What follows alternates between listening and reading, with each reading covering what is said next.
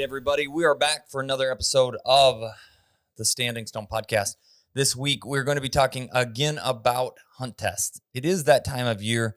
We have a lot of opportunities to discuss good things and bad things and how to train and prepare dogs, and how, if it's something that you are actually new to, testing or handling dogs, or even just want to bring your dog to the next level as far as an understanding of individual behaviors. Testing is a great example of a lot of things that you probably didn't think were things that could happen. Okay. To unpack all of that, basically, we're going to go through this last weekend on how the dogs did. We had East and Turbo and Boo and Bob. Yep, perfect.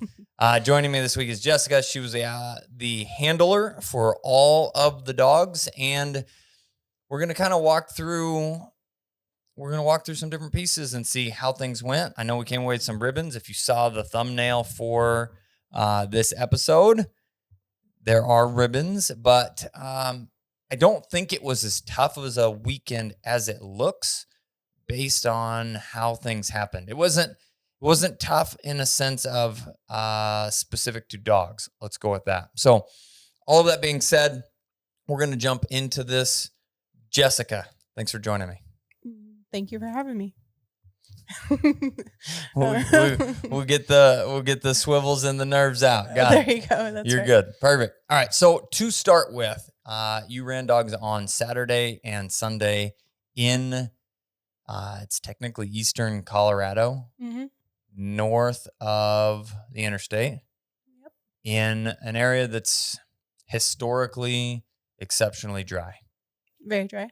Okay. So how did they break that out? It was a double, and you did something slightly different, which is running a junior dog, that was Boo, with master dogs, and it kind of throws a wrench in the schedule. We've talked about it in the past that when they break those doubles down, typically it runs like junior, senior, master, and then the other club will run master, senior, junior, or master, junior, senior, or something to try and break up the dogs so they're not all running at the same time. What did it look as far as your order specifically? So for the junior dog, he was both my very first dog, and I think for the whole test, the very last dog. And that's probably just to give us enough allowance from a time standpoint. So it also made it a very long day, because after my master dogs were done, technically if I didn't have a junior, we're done. But I was there around top, the rest top of to the day. bottom. Yep. And that's not that abnormal. It's a combination of things. I feel like not everybody is used to running 4 or 5 or 7 or 10 braces of dogs. Mm-hmm. Let's go walk dogs for 4 to 6 hours straight.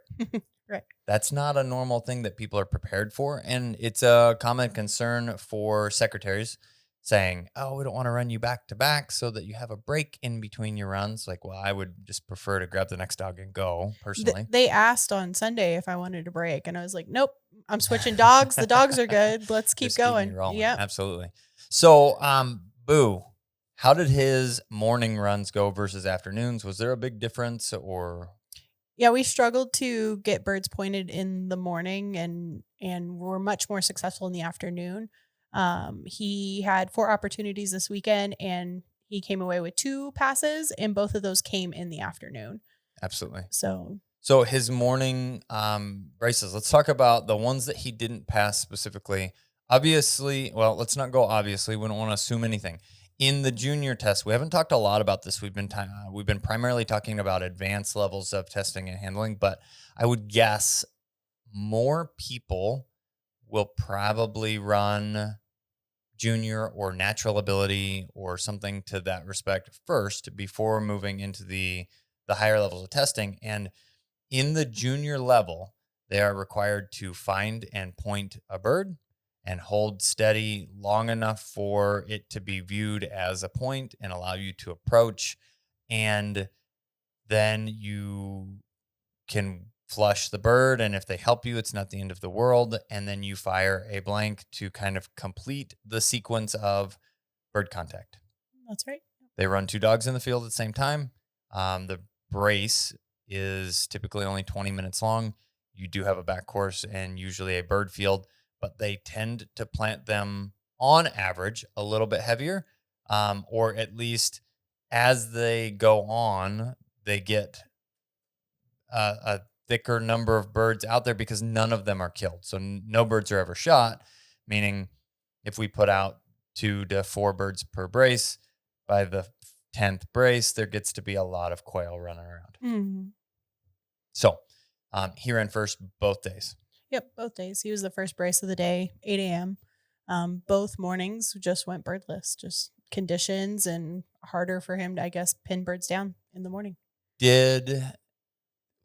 Was there a lot of dew? Was there heavier grass, lighter grass? What did it look like? It was 'Cause very. I don't know. I've been to those. I don't know if I've been to those specific grounds. So before. the first field that we ran was the Mile High Wine Club, and it was where they had those like little bowls on each side, very sparse. Like you felt like you could only find birds in a very few places, and we searched and hunted and couldn't find birds.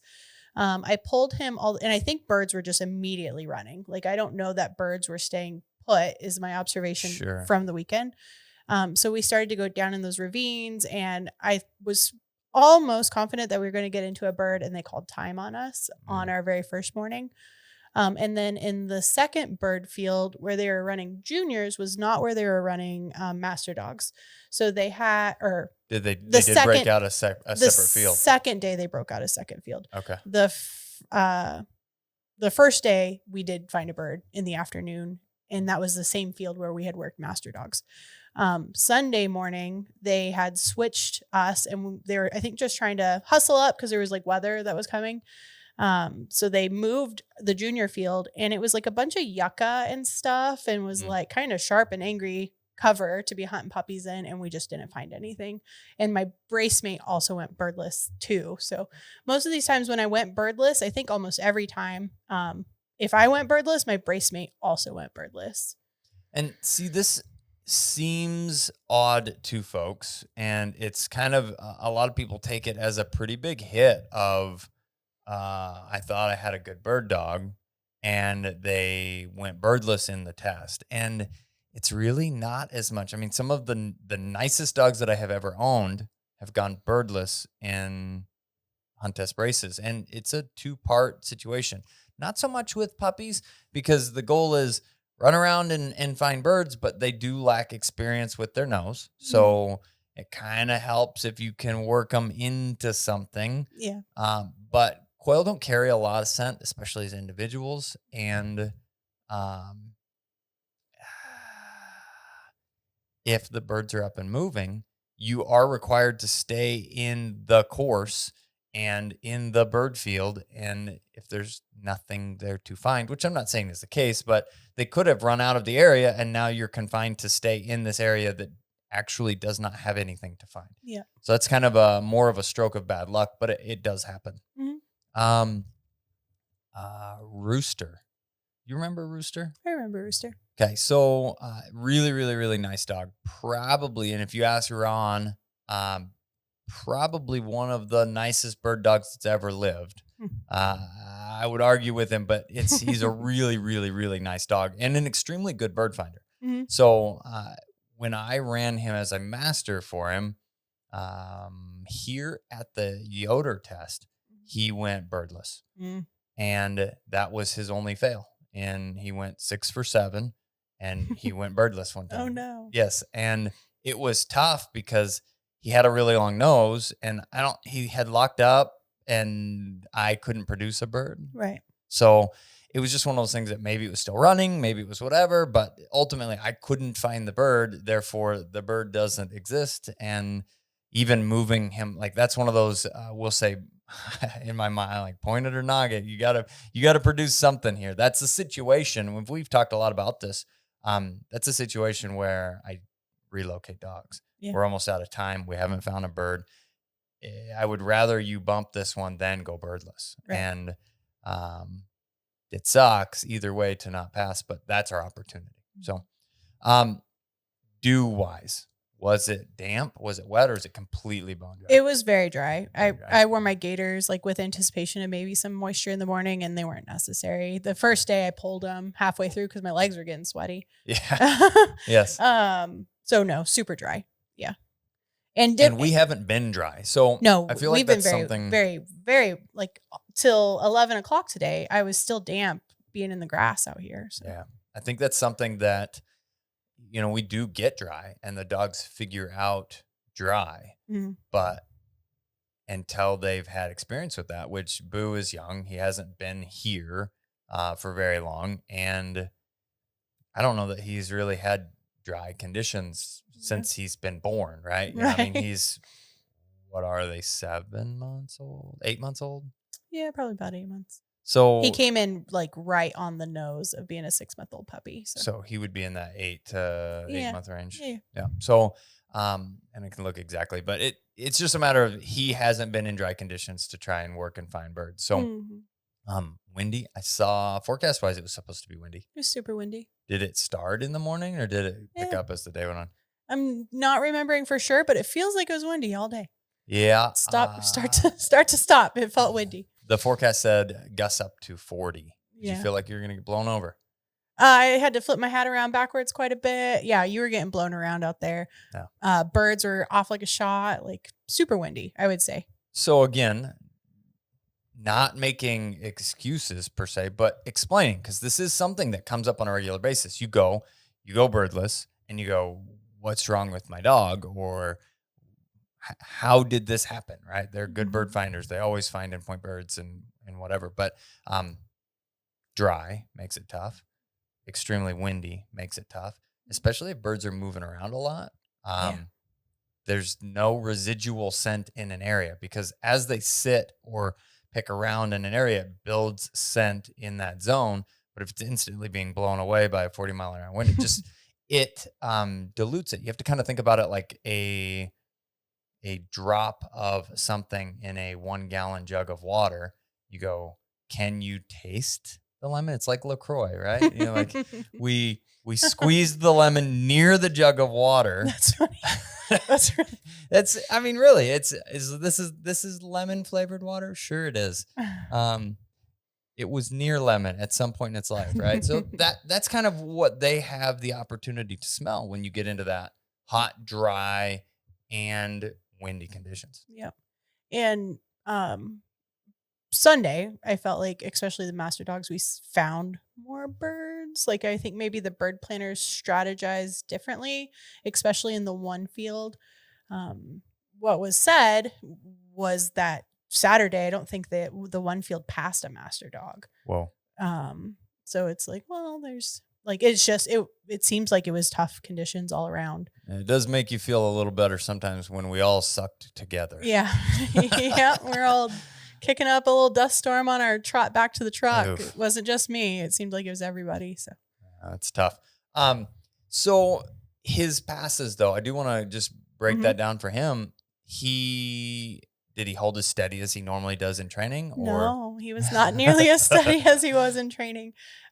He caught a quail and we had like passed at this point. So it was, and not that it would made a difference anyways, but he had caught.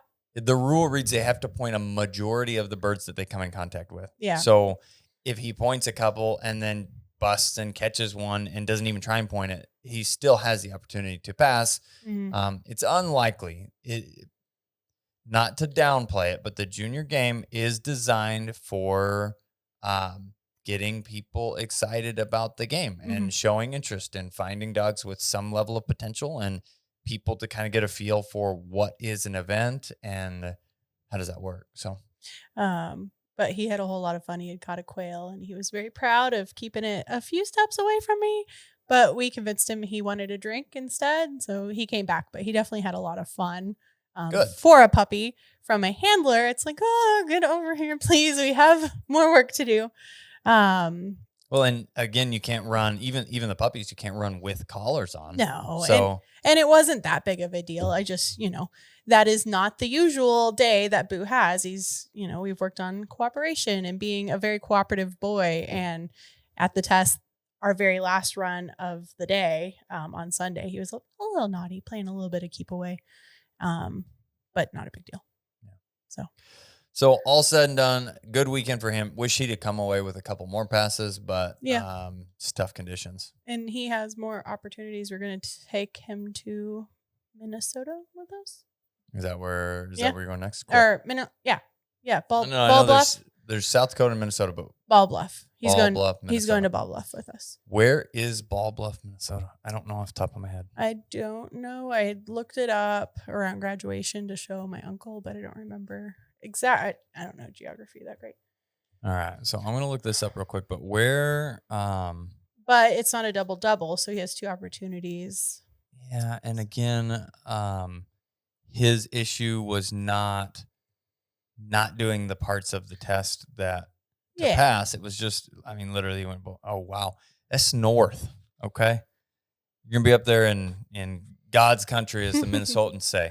It is north and west of Duluth. It's all new ground to me, so I'm excited. Colorado was wide open and dry. Very dry. And short cover that's sparse. Yeah. I got to believe that this is going to be the exact opposite. Okay. You've got woods. You are literally in the Savannah State Forest.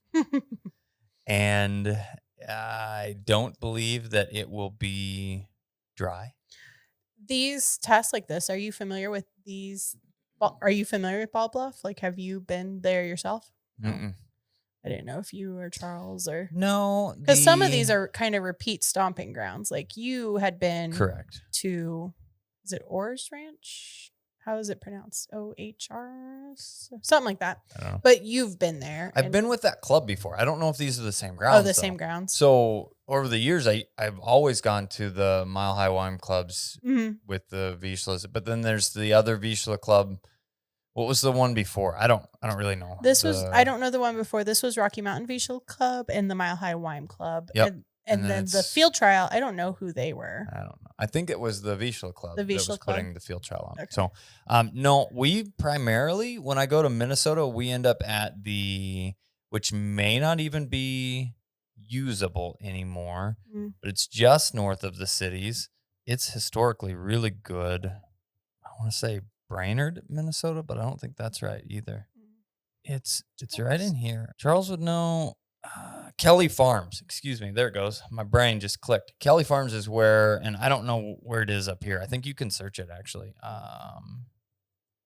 It's a giant cattle farm, and they offer Hugo, Minnesota, Kelly Farms Dam. So that's probably I wasn't too far off, but I wasn't that close either.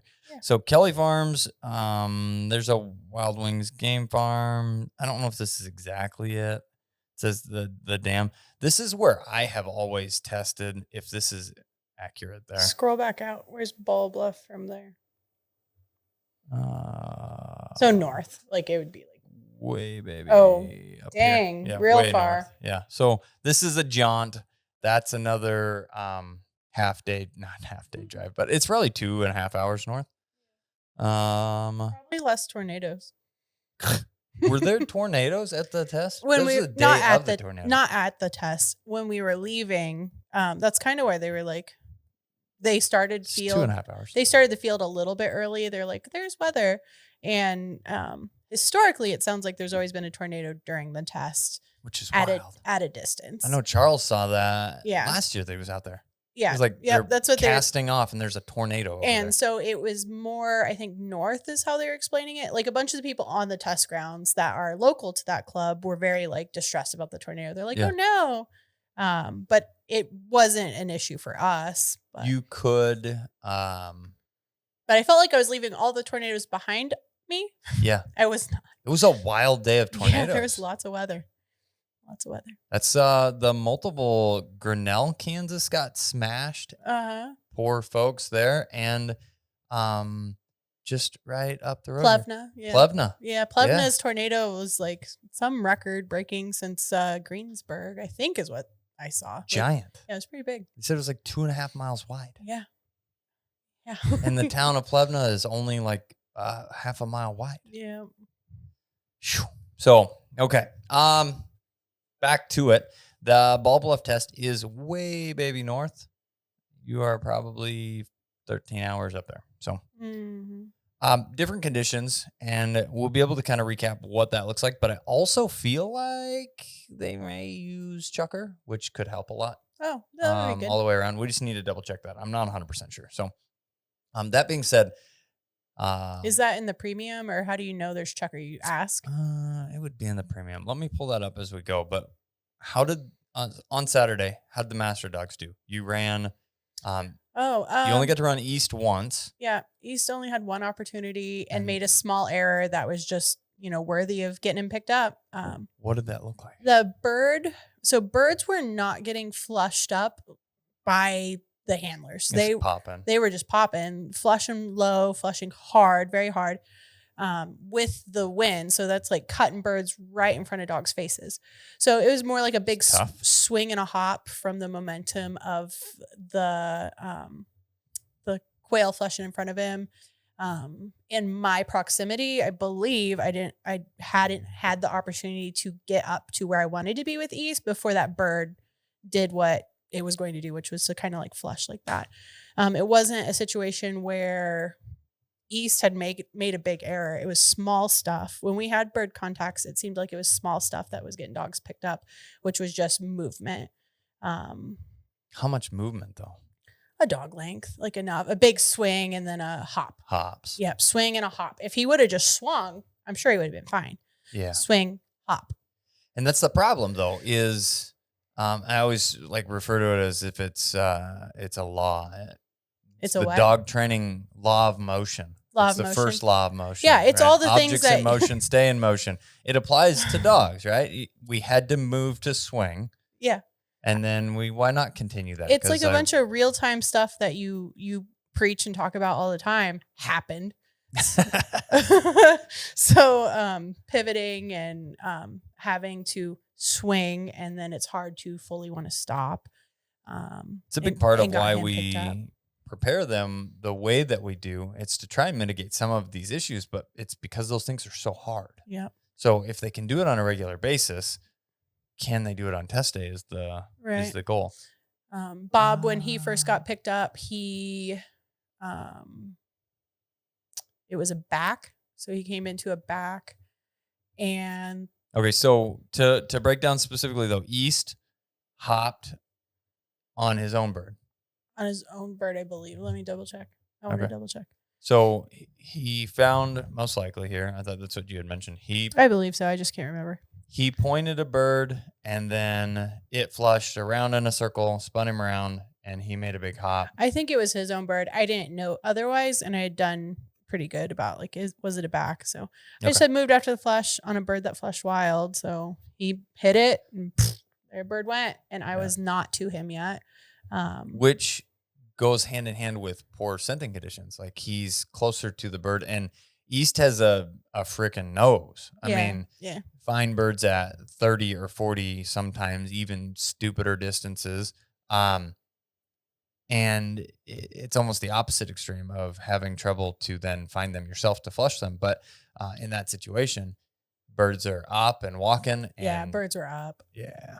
And then he's tough. I'm looking at the premium right here. I don't see any information about, a lot of times they'll put on there, but sometimes it just will generically say, it'll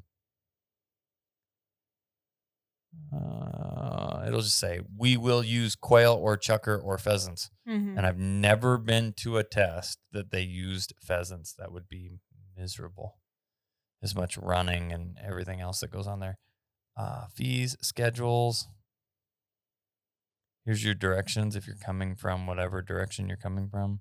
Horses and birds, actually. Here we go. It does say no training allowed on the ground. Continuous course. And quail will be used. It's good to know. So we will train leading up to that, continuous course-wise, which would be more traditional. Sometimes we try and provide the experiences that they're going to have to deal with at the test, meaning a quote-unquote back course, which just ends up being if they find a bird Usually the first bird that they find, we will just blanket and let it fly away, which simulates the back course situation. And as much as that seems like it would be an easier thing to deal with, sometimes it can frustrate dogs if they're not prepared for it and they go, I really want to go get that one, because Mhm. we always kill everything that gets up. In this situation, they are going to have gunners walk with you. A lot of times they'll have 4 gunners or 6 gunners, and Mm. the gunners will rotate braces so that they don't get worn out. So Interesting. continuous course with quail. Good to know. That'll be fun. All right. East, silly mistake, Yeah, silly mistake. but still handleable. Still very handleable. Yeah. Did you have to stop him, or did he was like spun and stopped himself, and then you probably hollered at him, but he stopped on his own basically? Yeah, he Wasn't going stopped. He anywhere. stopped on his own. Yeah. And yeah. Which breaking that down again we've talked a lot about AKC differences versus Navda. And even in that, had you not handled him at all, that would still be considered. I mean, I'm not a judge, but I have a decent understanding, and somebody can correct me if they feel like I'm wrong. But he locks up on point, the bird goes, spins him around, and he does make movement, but there's no handle involved at all. That's a dog that gets a 4 in steadiness. Mm-hmm. He did nothing wrong. And you could argue that it was like, other than his hop, he's moving to mark. Like, he's not moving to break. Like, wasn't trying to break down and be naughty. The question just comes in with, was the movement necessary? No, it was unnecessary. Yeah, and flat I think ground. Flat ground, and it was. I think the speed of the birds getting up right in front of dog noses and just it created movement that otherwise, if it would have been a controlled flush, a handler walked in and flushed the bird, stuff that was very true training, and we had the opportunity to work it as a sequence, he would have been steady. It was the just like the wildness of the situation, I think, added Catches them off guard. caught And him off guard. it's not something you can simulate very well. Yeah. You can put birds in launchers and you could pop them early or do things like that, but still even that, they don't do what they're supposed to, right? And so to set that kind of situation up is difficult. Yep. All right, let's get into Bob. You started to talk about him. Bob's the dog that I remember woeing the most, especially in this, not the most like repeated time, but I know I woed him. In this situation, he came up and he was backing and the bird got up. The same type of movement, a swing and movement, and I wasn't going to give him the opportunity to break down. Sure. Whoa. Because I want him to continue to be successful in backing, because that's where I feel like he had struggled the most and the thing that he needed to develop. So great job, Bob. You backed. I want to just reinforce your steadiness. They ended up leaving us down. He did find a bird and they tried to get his brace mate a back in the field. And then after our sequence was complete, they said, hey, you are actually picked up from the movement that he had done in his back. And he handled that bird clean. Yeah. Yeah. No, it's just one of those things. It's frustrating. Yep. And it wasn't like strategy. I want him to back in the field. I feel like that was a cleaner opportunity. But that time I didn't have the opportunity to get up to the bird. Same thing with East. Bird got up, dog moved. Did you get any callbacks? I got a call back. Okay, we'll get into that. Yeah. I just was curious. Yep, So. I had a call back with Turbo. Okay. So screwed up movement in his honor, and then his second run. And then his second run, let me look. Because I am not remembering. The test at Ball Bluff, I believe, will be pretty much the last opportunity based on scheduling and heat and things of that nature. But we do have the potential, because East has got 2 opportunities. He needs 2 passes. He could finish. Hopefully he gets 1 and we need 1. I would be happy with that. And then if we can sneak him into something, he could run either in like August. You're talking about East? Yeah. Yeah. He could run potentially in August. They would start in Minnesota maybe again in August. Or in South Dakota in August or something. Like, you've got to get north again to get into those. Yeah. Because the local test here, which he could also run in, It's always the last weekend in October though, which is about when he'll be headed south. So Yeah. they almost always do it the last weekend in October. It's a double, and the conditions somehow always end up being in the 90s still. It's Yeah. tough. It's a tough test, but worst case scenario, we can try and squeak him into something like that, or down in Texas in December or January, there will be an opportunity as well. Yeah, good. Bob was creeping on his next bird, and it was his Ooh. bird. Yeah, just creeping, being How a little naughty. far off was he when he hit the bird, though? Could he Er, see the bird running? I mean, Yeah, is that what was all the pushing him? birds were up. All the birds, I feel like, were And they up. could see him because there's light enough cover. I mean, he's Yeah, no watching that cover. bird. Yep. Yeah. Yeah. He And was we he trained- was creeping. We trained that, but that was something that was difficult for him. So Yeah. it was a thing that when he could see birds up, he does want to road on them a little bit, Yeah, and just roading, not. not going in for the kill, but he's gonna stay with them. Mm-hmm. Yeah. I think I joked about that. I think that the bird was, and the judge was like, he was creeping, like you're picked up. I was like, yeah, I think he was just trying to keep with that bird a little. Like, I think we were trying to like have a good time. I knew he moved, but you saw the bird was anyway. Yeah, So- the bird is gonna run off. He's Yeah, a bird He's dog. doing a good job trying to stick with it. Yeah, he's waiting on me. But anyway, so It's tough. he did a really good job handling. He had good stamina because he's a bigger coated dog. Like, Mhm. it was hot. I was very proud of Bob. So even though he had some hiccups that didn't pass him this weekend, I was very proud of how he handled. He healed really well. Was very happy with Bob. It's a big thing for me. Anytime I go, even if we have mistakes or we have issues, whether Mhm. that be birdless or the hops, the things that are frustrating, almost beyond control, Mhm. are losing the dog out there. Yep. And they blow you off and they go to do their own thing. That is frustrating. It's Mhm. hard. It's disappointing when, I think these are the best ways that I can explain it. It'd be disappointing when they make a mistake and you don't pass. The goal is to go pass, and you know that they can do it. I mean, he proved in the morning. Mhm. It's like all the pieces. Had he put both runs together, he passed. Yep. Right. So, but when they blow you off and you have nothing left, and it's just like, can I catch you? Right. That's frustrating. I did see a dog get kind of ran down, like was avoiding, got picked up, and before we got in the back course, like almost immediately in the back course got picked up, and I met him at the bird field. Oh goodness! Like, they were out there for a while trying to get picked up. Trying to get him caught. Yeah. Yeah, having fun, living his best life. Yeah, and they're like, well, you can actually just hang out here in case we need a call back. You're ready. I had a dog, and I'm an easy guy to handle with. I feel like, I don't know if anybody else feels the same. If you've ever handled dogs with me, make sure and comment in here. But I'm a pretty easy guy to handle with. The dogs that I run behave themselves. They rarely Mhm. cause problems for other people. And we were in Minnesota and south though, like closer to Mankato. I don't know. It's just south central. You drive right through Mankato almost on the way up there. You would stop like 6 hours short of where you're going. So but they were running the double, and we get sent off with this little white rocket.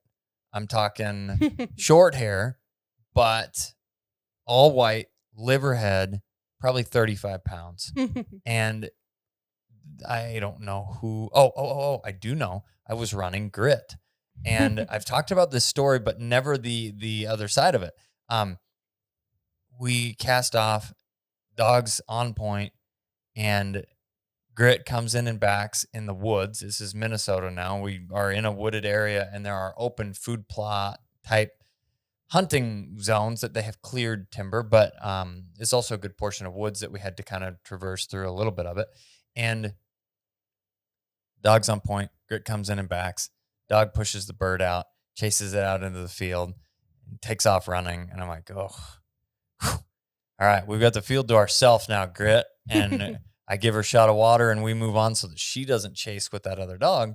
And nobody saw it because it was a big cast, Mhm. and there was trees and there whatever else. So the judges didn't see it. Even the other handler hadn't caught up to the situation yet. And Oh, wow. it's just this dog's out hunting. And so they just continue on. And I'm like, it doesn't matter. They didn't see it. If I Right. say, hey, your dog just busted this bird, I don't need to throw her under the bus. It's going to work itself out most likely because it's already been in that zone. But this dog proceeded to haul butt around the course like it had been there before. We found it in the bird field. That's funny. And it's a big loop that you basically start almost at the bird field and you push out. It's close. You kind of come back. The back course is just a teardrop that runs into the bird field, if that makes sense. Kind And of. the point of the teardrop is where you start and you cast away from the bird field and you come back into the bird field. Okay. And you make almost like a figure 8-ish. But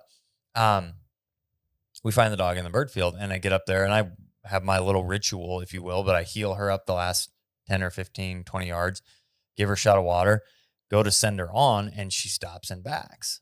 And she's standing up on top of the hill because she can see this little white dog in the bottom of this bowl-shaped bird field. And I stand, up next near her. And to get my honor, we've already found a bird in the back course. So I'm not pressured for time. We've got 10 minutes now that I'm pretty confident we'll be able to find one more to work. And they're like, what are you doing? I said, well, she's backing. And I'm talking, this dog's probably 300 yards away, maybe 250, long way. And it's not a big dog, right? And I'm like, all right, that's fine. We'll move on. I grit. If she fails on a back, it would surprise me. So we move her on and like literally I heel her away 5 or 6 steps, say, okay, to cast her off. And she turns and backs that dog again in the bowl.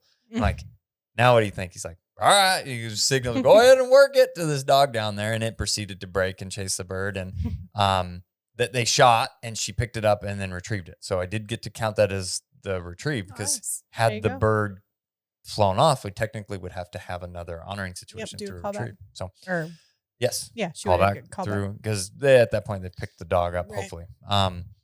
But in that situation, little dog that was hard to get caught, and they didn't even know that they needed to catch it. But it was a tough event. So that being said, Bob did well. Bob did well.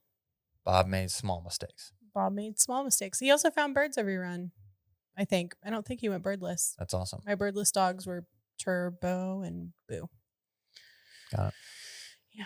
So Turbo, first day.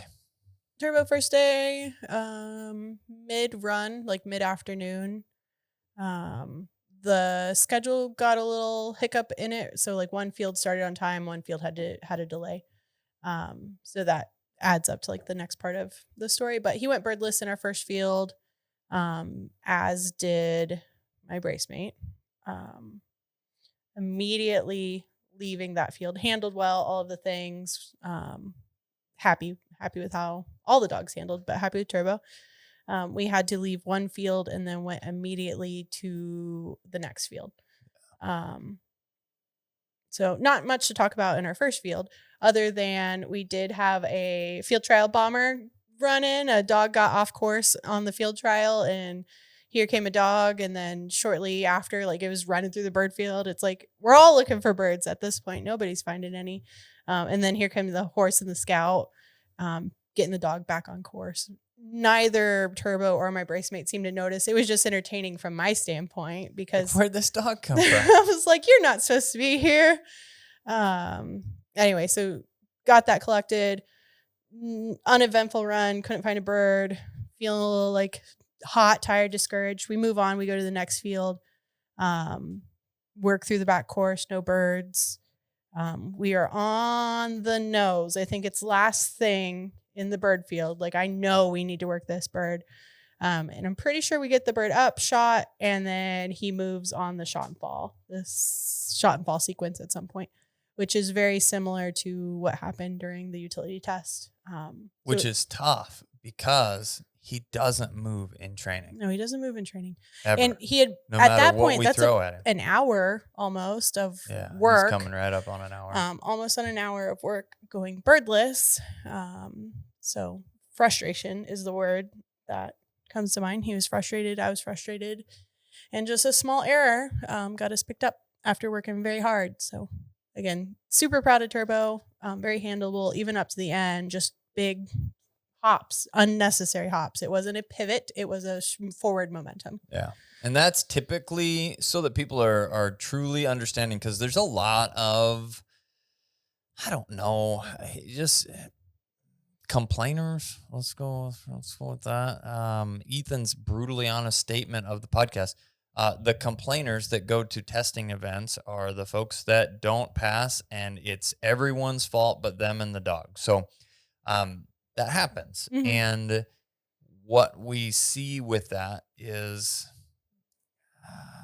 if your dog does everything, it's hard to get, it's hard not to pass. And what we'll hear the most in regards to like the master level is something like, oh, they blinked and they picked him up. They just moved one paw and they got picked up for that. It's highly unlikely. I mean, I get you think they didn't move very much, but your back should also be turned to them when you're flushing the bird. So maybe you didn't see exactly what happened and it didn't look like they moved much. And granted, there are probably some quote unquote unfair situations that have happened. The people judging are humans and make mistakes too. But in this situation, the clear distinction between whether the dog's movement was necessary or not is typically cover or marking related. Mhm. So did he have to move around something in order to be able to see? I've had situations where like a horse is blocking or a No. four-wheeler or whatever, and they make a hop that's either forward or lateral to kind of be able to see what happened. And the other situation is take into consideration the cover available and what's looking. The bird got dropped, 30 yards, 25 yards directly in front of them. It's flat ground with no cover. Yeah, it was flat ground. It kind of like, so his bird, because they shot his, yeah, it was a flush sequence. They shot his bird and he overran his mark because it kind of just like shot and fell just on this side of a hill, and he ended up. So I mean, there maybe was terrain where he was thinking maybe he was moving to mark. I don't know. I think he was just moving because he was frustrated and excited, and but he did overrun his bird in that situation. It felt different than like Bob and his back and then East movement because it was a much more controlled situation. Yeah. It was a worked bird and had forward momentum on the flush and the shot in the fall. So we're going to have to on think the shot. creatively because we've gone to different grounds. We've done different things. All of the pieces have been put there, but ultimately what he figures out is that on test day, he can get away with it. And this is where it's not something that we, generally speaking, like to do, but I have found dogs that become, over time, collar smart enough that as long as he remains in the high level of handleability that he has, we move to removing the collar completely. So he does feel like he has that freedom. Right. And then we can collectively as a team, because it gets hard if you move 20 yards ahead of him to flush and shoot a bird, and then he's hopping. It's verbal / and I say this, physical handling. That's where you can pick him up and set him back. Like that would be physical handling. Hey, no. And getting your hands on him gives you the ability to say, look, you can't get away with this even without a collar on. Right. Because normally the correction would come here. And in most situations, that's enough. But for him, it's kind of proving that it may not be. Mm-hmm. Yeah, it's the situations where he feels like he has a little more wiggle room without his e-collars. Yeah. Small errors. As long as you put yourself between him and the bird, it's one of those things that you can get him stopped, and then physically handle. You'd pick him up and say, no, set him back. And then he learns, you know what, this is the same. And it won't feel like something that he might be able to get away with. So now granted, he had a better Sunday, but still, like, the hiccup is the same hiccup we dealt with before, right, that we are having issues reproducing. And this is something that anybody that's listening is going to experience. Patterns revealing themselves. Well, that situation where training looks really, really good. Yeah. And the test day, we kind of fall apart just a little Mm. bit. And generally speaking, the way that we set things up in training, it's never a problem because of how we handle. But there are dogs that are smarter than the average bear. So moving into Sunday, we got our Boo. Did he get a pass both days, or did he get? He two got passes? one pass both days, both in the afternoon. Both in the afternoon. Okay. Yeah. So Sunday, Bob's runs, because he went. Oh, unfortunately, he went over for the weekend. But what did? Yeah, Bob did struggle. I feel like small movement again. My biggest handle was Saturday in our first run, and it was in the back. Yeah, bird up and walking, creeping on point, creeped on the shot and fall. He was roading kind of in. He was just moving birds, visual birds, and he struggled with creeping. Both on point before the flush, and then he creeped on the shot and the fall. So it happened both days. He was moving, yeah. So that was the last run. And that's easy to set up. We can put running birds in visual areas and help him with that. It's a challenging thing that, I mean, realistically, he probably won't have to deal with in most places that he's testing or hunting. But and then creeped up almost to he creeped quite a bit before a dog was sent for a retrieve. So he struggled to back. So creeping. Just movement, and it's just the steadiness category in those longer sequences. Yeah. Okay. And creeping is almost it's easier to be like, oh, you flat out broke from my standpoint. Like he's creeping because he's eager. Why do dogs creep? Eager, driven. Yeah. Well, he wants to be out there. He wants to be doing it, so and creeping. He knows he can't go. Yeah. But he's trying to see what he can get away with. Because I do think he wants to make good choices. He's like, oh, just one little inch more. And that's kind of what gets him. And it's like, I can, whoa, don't do that. Yeah. But you can quietly caution dog. Yeah. Caution the dog. Quietly caution. But quietly cautioning only goes so far with the dog. Yeah. That's right. So it's tough. Now, Grit and her line of puppies, Grit and then Muddy and Thunder, all played the same happy foot game. Yep. Which is, but with them, there's rarely ever any momentum, forward progress, any of those things never happened. Just up and down. It was just, yeah. Which always made me really nervous. I talked about dog singular that I've ran that didn't make me nervous, but most of them make me nervous in different ways of where I know their weaknesses are. And for them specifically, it was always this, because there was a vocalization with it, just this little chirp and picking feet up and putting them down in the same spot. And that is very easy to lead toward exactly and what Bob you're talking might about. have been leaking a little bit. He might have been whistling because he does struggle with that. I don't know. I can't 100% say, but you explaining it and doing it, it's like, that's kind of what it looked like. Kind of looked like a little bit like that. Be up there. But more forward momentum. So helping with that is allowing him to have time to calm down during those sequences. In training, we have to slow down the other setup, which it's easy to get in a hurry of dogs on point, coming it back, flush the bird, shoot the bird, retrieve the bird, move on. Right. And that whole sequence takes a minute and a half or minute maybe. And when you can slow that process down to the point where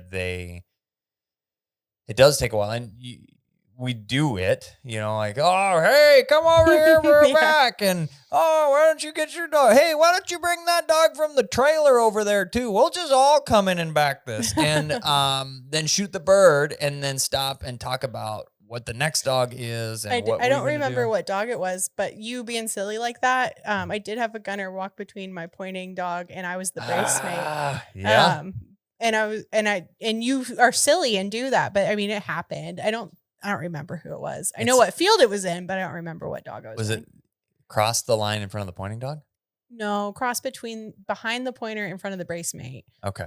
So that's not the end of the world. There's not a whole lot that's you can get around that. But it reminded me of a silly Ethan training moment. Yes. That's what it was. So dogs on point, and I, as a gunner out there helping and whatever training, will walk between the dog and where their pointed bird is, which is super taboo. If you're ever gunning at an event, please do not do this to a dog that is under judgment. But we do it from a training standpoint because it forces, it throws the dogs off because it's something different, but B, it also kind of pulls on those competitive strings of like, oh, he's going to do it. And I've had that happen in an event, which is why I do it.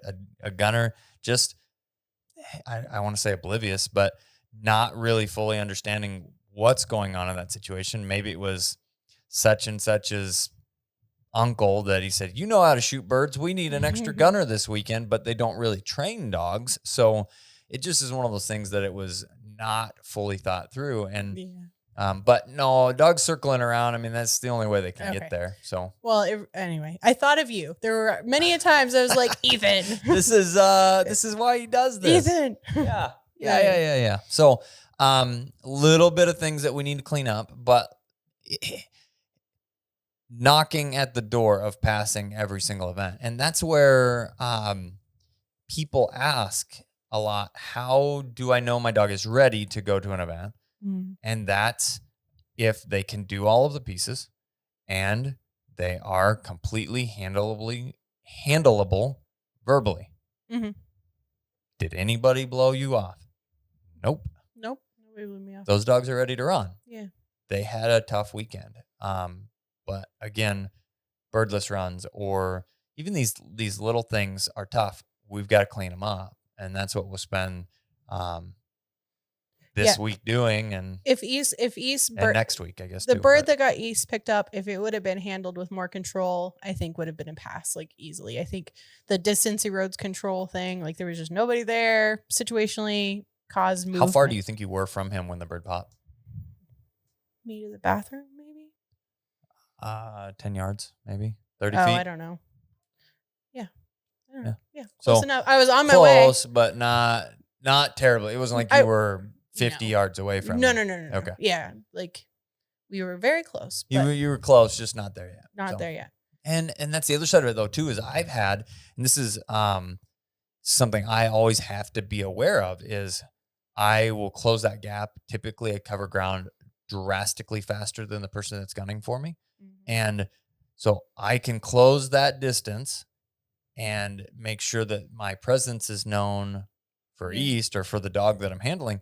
But then you have to stay back enough that you don't pressure that jumping bird so that your gunner is there in case it does pop randomly, like is happening. Right. And the bird can get killed, because then you know, even if you don't and you're there, he didn't move, but now he's got to go point another one, which is just one more opportunity to make a mistake. So. And terrain also, I think, has like a play on it, because he was kind of at the top of that little gully in that one bird field. And I may not be aware enough what that type of because we don't have that transition in landscape here. We're I was joking, I'm a flatlander. Like, give me a break.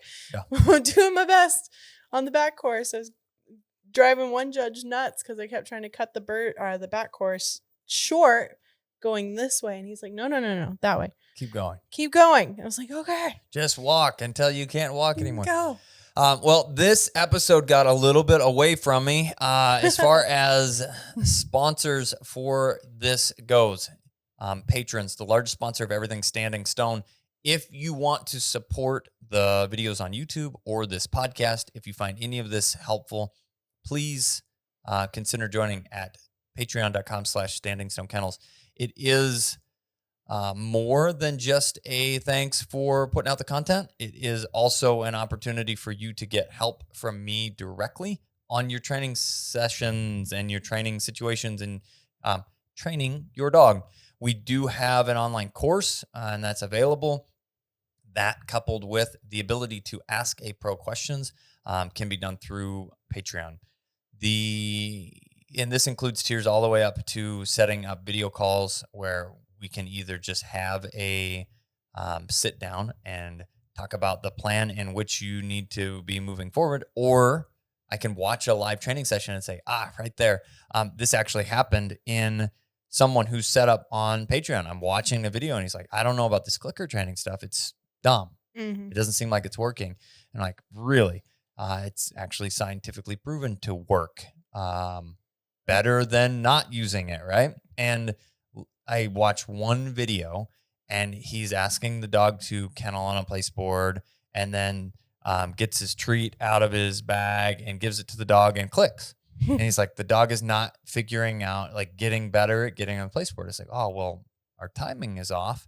And if you just click when they get on the bed, then he messages back the next day and says, this is amazing. This is the greatest thing of all time. So just being able to have eyes on the situation is huge for me. You know, they say a picture's worth 1,000 words. A video's got to be worth a billion times more than that. So next, we do love Eukanuba dog food. The premium performance dog food is what we feed everybody on our string as well as in the kennel. We've been extremely happy with not only how dogs perform, but most importantly for us, and one of the biggest struggles I would say is ability to maintain weight during working periods.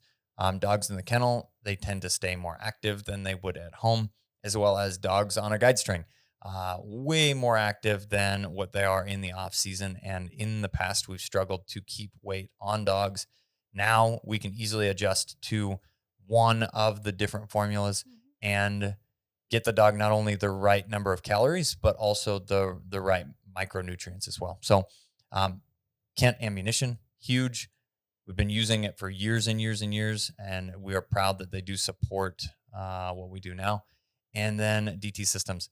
I think we're going on 15 years that we've been using DT Systems collars. And we started, tried all of the things. I have used Dogtra and Tritronics and Sport Dog collars. And for me, reliability is huge, as well as the functionality itself. How the stimulation is actually applied is different between all of the different brands. And we've found that dogs really work well with DT collars. On top of they hold up to a beating that we give them at the kennel. So if you're looking for a unit yourself, definitely check them out. And you can find all of this stuff at standingstonesupply.com. That is our supply store. We only sell products that we use and recommend. So if you call and have questions about something, or you're looking for something you found in one of our videos, it is at standingstonesupply.com, most likely. And if you're looking at old videos, we may have updated things to better products as we moved through stuff, but definitely check it out if you need any gear. Okay. On to the next thing. East passed on Sunday. Again, he got one opportunity both days. Let's go through that. You said that there was a callback, and that was with Turbo. But callback for Turbo for a back. With East, how did that go field-wise? One bird, five birds? One bird. One bird. Nobody. We're going birdless everywhere. East found one. Yeah. East found a bird. He got his back first, and then his brace mate got picked up, I think, in that sequence. Got it. And so I'm pretty sure, because we didn't do a callback, so he had to have. And then I know that his brace mate got picked up because then I had both gunners. Yeah. And I'm like, where are the birds? And this was the hilly field, flat top, gullies on each side. And I'm looking everywhere for a bird. So I'm dragging these gunners up and down. Yeah, it was a lot of fun. But we found it. And it was over in the very edge of the bird field where How far away was he from it by the time you found the bird? No, he hadn't established. Oh, you were hunting all over the place. We were working, covering as much ground as we could. And then when he did find the bird, it was kind of like thicker cover, is in a low spot, and it was kind of like laid over cover. And he was pretty close to it, but he stood and was fine and got a shot and retrieve. And the judges are like, "You're lucky. It was almost time." I was like, I could feel it coming, and got a pass. That's awesome. Yeah. I'm like, good job, gunners, because I was everywhere. I'm like, we're getting a freaking bird. Yeah. So I say, come on, let's go. Yeah. We gotta do this. East is pretty cool. Yeah, East is a nice dog. Yeah. He's makes good choices. He does make good choices, and he's got such like a fun-loving, goofy personality. He's you can't help but train with him or watch him and go, this dude loves life. Yeah. And he is out there having fun and doing good at it. Yeah. I mean, he made a silly mistake, or he would be a utility prize one dog, and he's young. I mean, so it's part of things. But the other side of it is at the ranch, which you didn't get to go hunt with him there, but I think Charles sent me the spreadsheet. I gotta pull this up because I believe he's responsible. So we do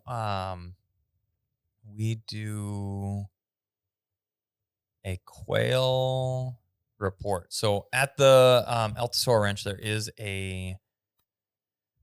they're developing the wild quail program, which involved clearing almost 2,000 acres of South Texas brush, which is like black brush and mesquite and other brushy type cover that the canopy is usually 15 feet. So probably the height of this may be a little taller. Okay. If you're standing in it, you can't see over it most of the time. And you can't hardly, if you've made a wrong turn and made a bad decision if you're standing in the middle of it, because it's lots of thorns. It's tough.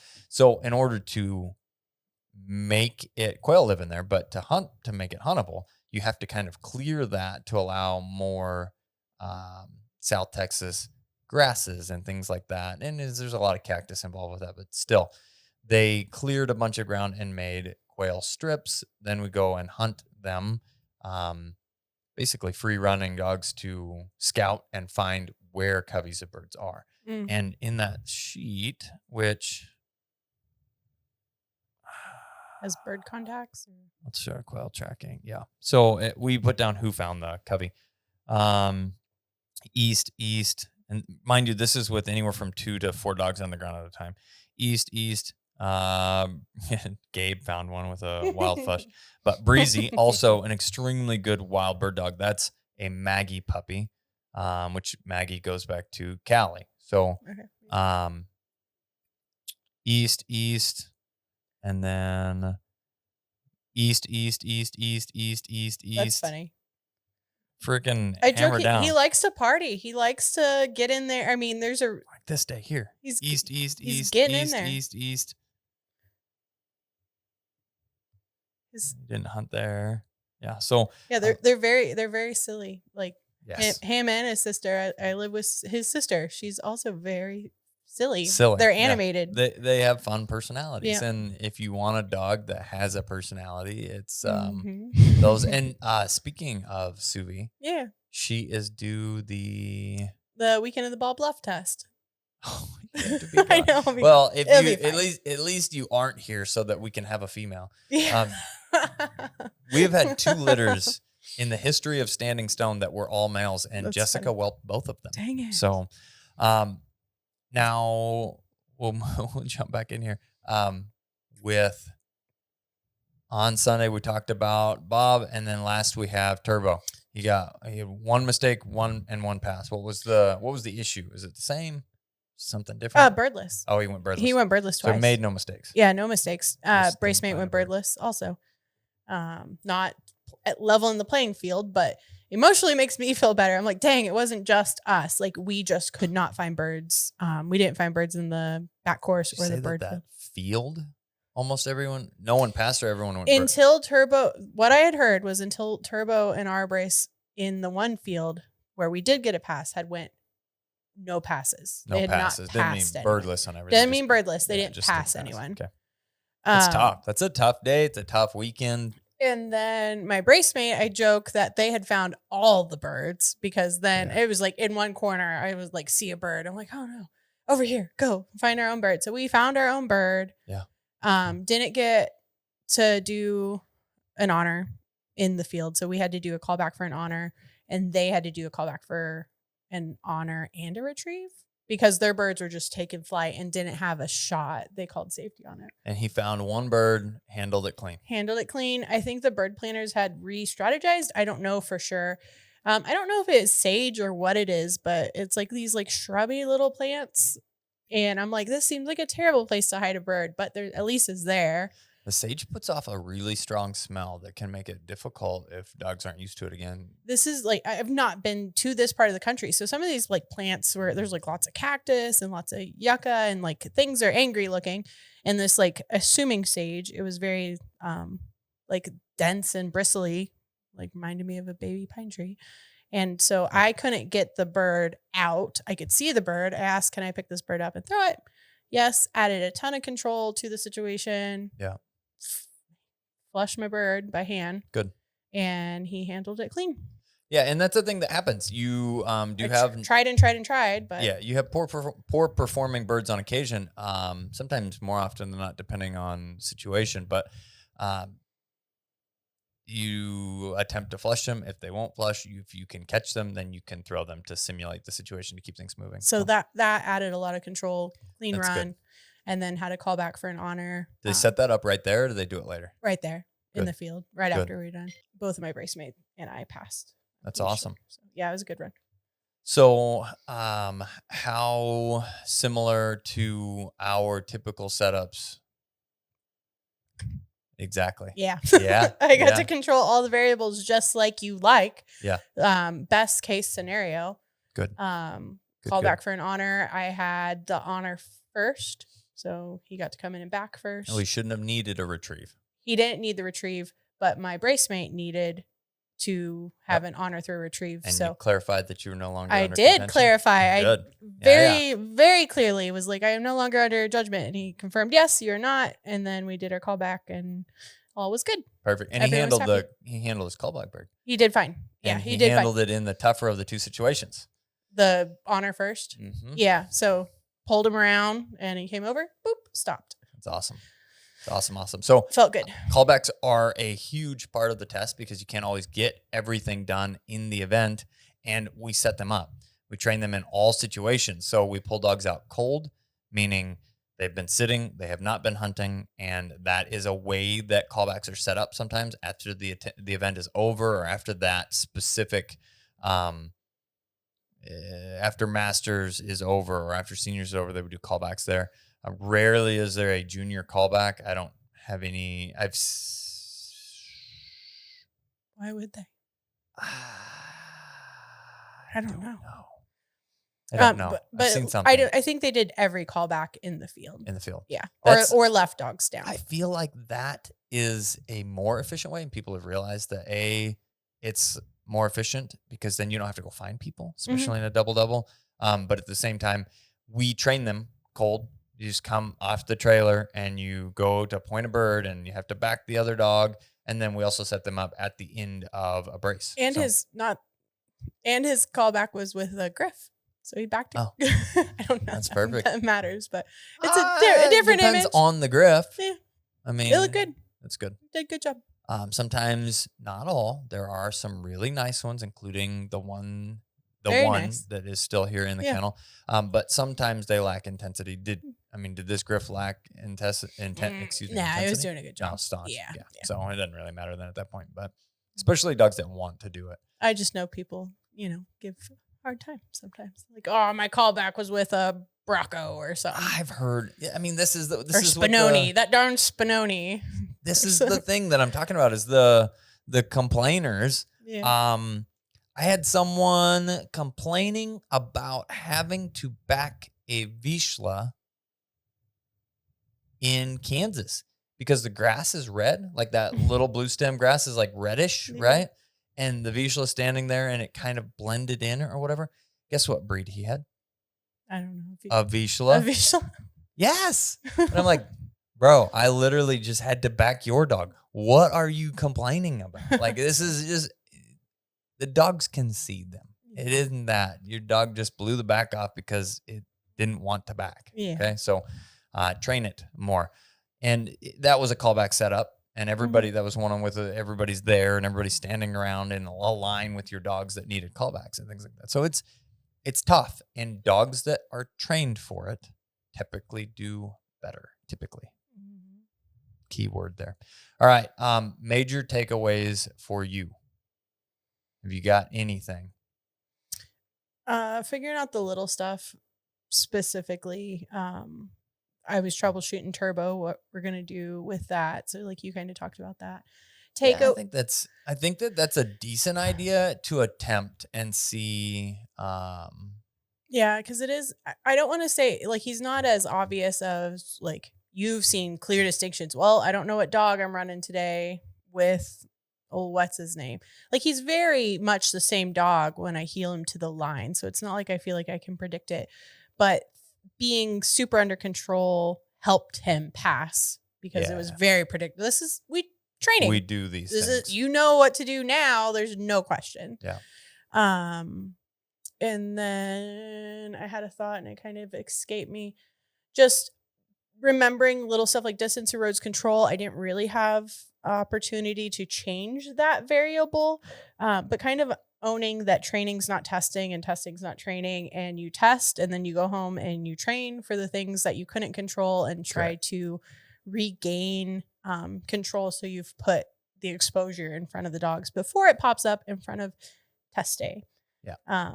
Because those wild flush birds that were just off like a shot right in front of dog noses, that was hard. Like, that was like a situation that even if I wanted to reproduce it, it's a conditions and a bird, like, because that's hard to reproduce. The one thing, those birds, when they did fly, they were gone. Yeah. It wasn't like they were popcorning and setting down and then you had It's good birds. Yeah. And quail fly low. Typically, they were flying low and fast and very quail-like, quail-like, not very like training quail-like. They were gone birds. Goodbye. And it is good to know for sure, because I knew there was a test. I think maybe it's the South Dakota test that uses chucker, but we will need quail to kind of help prep them over the next 2 weeks. And a continuous course sounds fun. Like the back course is like, I didn't find a single back course bird.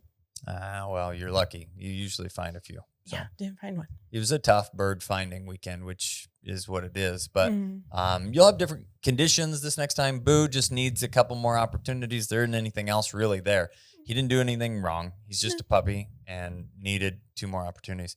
He kind of had the toughest part of the day. That scent wise, what happens there is you do have a cool off, especially when it's a warmer day and there is no moisture and things of that nature. And as the sun starts to warm, which happens right in that first morning category, sun pops up, the ground starts, and you get this like rising thermal, I think is what it's referred to. So it pushes, even though there is, and then on top of that, a heavier wind that's taking sun away, but it's also pushing it more in an upward path on average. And it can make it hard to find in those first. I hate running first brace personally. Yeah. I would love to go. I also do my best to watch their braces. If you can see, I feel like I knew where the bird, like, I've got an idea of where to go look. You have an eagle-eye view of everything. It's just they just weren't there. Yeah, they were gone. You got an idea where to go look, which can be good and bad. If you were to just hunt the thing without knowing, you may come across the bird that ran away from the area. Or if you overthink it and try to fixate on a certain part. Yeah. You get hung up like, for sure there's a bird here. No, there's not, or he would have found it. So outside of that, you've got a couple weeks. Then we headed to the great state of Minnesota. Hooray. I like it. Thanks everybody for joining us here. Thank you, Jessica, for breaking this down with me. And outside of that, please, folks, if you enjoy these recaps, we like to talk through how training goes, how testing events go to help us be better, and sharing that with you is important. This is the Standing Stone podcast. Everything Standing Stone is what we try and record here. We'll have some different episodes in there that involve hunting stories and different things as the year goes on. But right now, it's training and hunt test season. So that's it. I'm the guy with the pink gun. I'm Jessica. This is Jessica. Hello. We'll see y'all in the next one.